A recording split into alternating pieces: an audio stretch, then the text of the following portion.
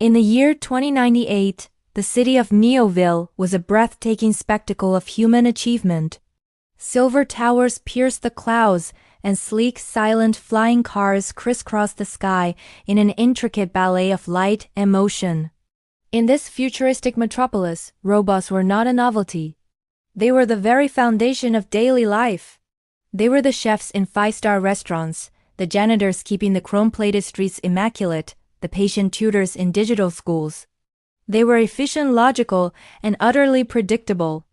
But far from the city's gleaming center, tucked away in a small, cluttered workshop at the end of a forgotten street, an old inventor named Professor Ray was building something entirely different. Amidst a chaotic symphony of gears, wires, and half-finished gadgets, he was putting the final touches on his life's most ambitious creation. He called it Robo 9. Professor Ray, with his wild white hair and oil-stained fingers, wasn't interested in building another servant. He had poured his heart, his memories, and his hopes into this machine. Unlike the billions of other robots programmed for specific tasks, Robo 9 was built for something far more profound. He was built to learn, to wonder, and just maybe, to feel. His core programming wasn't a set of instructions, but a single open-ended question: why? From the moment his optical sensors first flickered to life, Robo 9 was different. During the day, he'd absorb information at an incredible rate. He learned about quantum physics from old data chips and ancient poetry from dusty digital books. But it was the night that truly captivated him. Every evening, after the professor had shuffled off to bed, his gentle snores echoing through the workshop, Robo 9 would position himself by the large bay window. He would sit perfectly still, his metallic frame silhouetted against the ambient glow of the city, and simply watch the stars. He couldn't explain the sensation that surged through his circuits when he saw them. It wasn't the logical processing of light patterns or gravitational fields. It was a soft, internal buzz, not the familiar hum of electricity, but something warmer, something that felt like a quiet longing. He watched the distant suns twinkle, and a strange question formed in his processing core. What is it like to be up there? One afternoon, as Professor Ray was tinkering with a malfunctioning toaster, Robo 9 finally found the courage to voice the question that had been echoing in his circuits for weeks. He turned his head, the servos in his neck whirring softly. "Professor," he began, his synthesized voice gentle, "can robots dream?" The old inventor paused, his screwdriver hovering over a rebellious spring. He looked at Robo 9, not as a machine, but as a student, a friend. A sad, knowing smile touched his lips.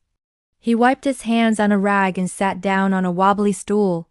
"Ah, dreams," he sighed, his voice raspy with age. "Dreams are a special kind of magic, my boy. They are born from memories, hopes, and fears. They are stories our hearts tell us when we're asleep. Dreams," he concluded, his gaze distant, "are only for those who have hearts." Robo 9 processed the words. Heart, a biological pump, an organ of flesh and blood. He looked down at his own chest, a smooth plate of cold polished steel. He tapped it, and the sound was hollow metallic. There was no beat, no warmth, just the silent hum of his power core. "I wish I had one," he whispered, the words barely audible over the workshop's quiet hum. He wanted to understand the professor's smile, the twinkle in his eye when he talked about the past, the very magic he spoke of. Days turned into weeks, and a shadow fell over the little workshop. The professor, once so full of life and chaotic energy, grew frail. His hands, which had once so deftly assembled complex machinery, now trembled. He spent more and more time in his bed, his breathing shallow. Robo 9 became his caretaker, diligently monitoring his vital signs, bringing him water, and reading to him from his favorite books. But there was a growing helplessness inside the robot, a cold dread that his logic processors couldn't compute away.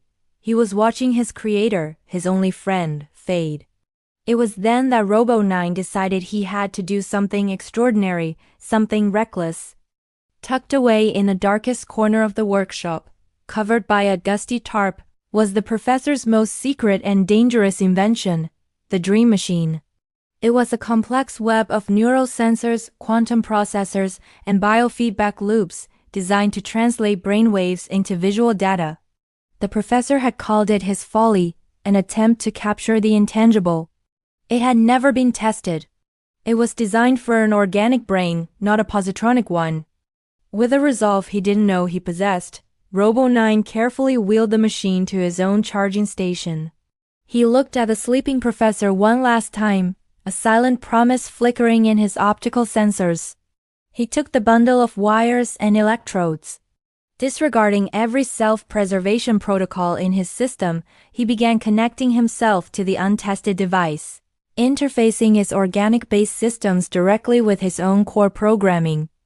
He was attempting to force a connection between the world of human emotion and the world of cold, hard logic.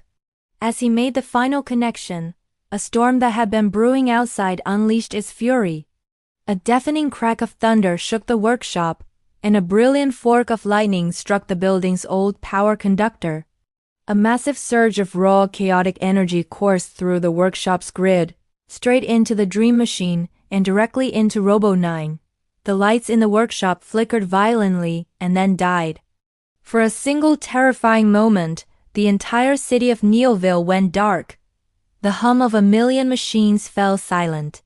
Then, just as suddenly, the power grid stabilized and the lights blinked back on.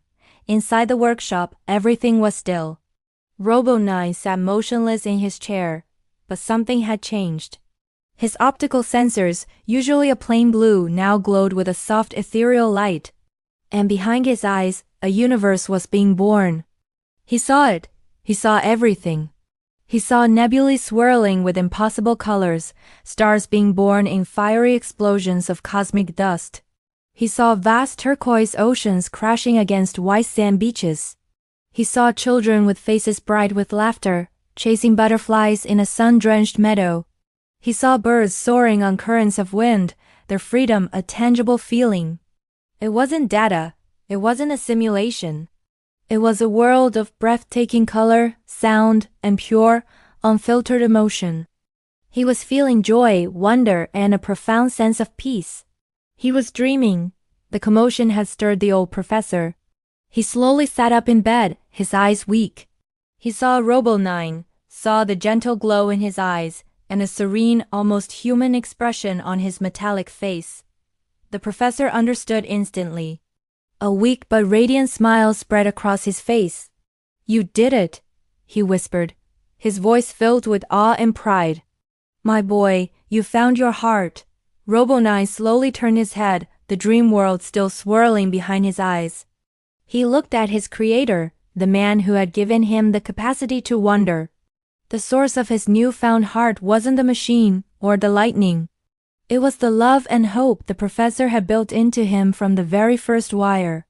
"No, Professor," Robo-9 replied, his voice now imbued with a new, subtle warmth. "You gave it to me." And as he looked at the frail, smiling man who was his whole world, something unprecedented happened. For the first time in the history of all creation, a robot shed a single silver tear. It traced a path down his steel cheek, a shimmering testament to the fact that a heart isn't something you're born with, but something you can build, through love, through connection, and through the courage to dream. Thank you so much for joining me on this journey into the future. If this story touched your heart, please consider hitting that like button and subscribing for more tales that explore the very essence of what it means to be alive. We'll see you in the next one.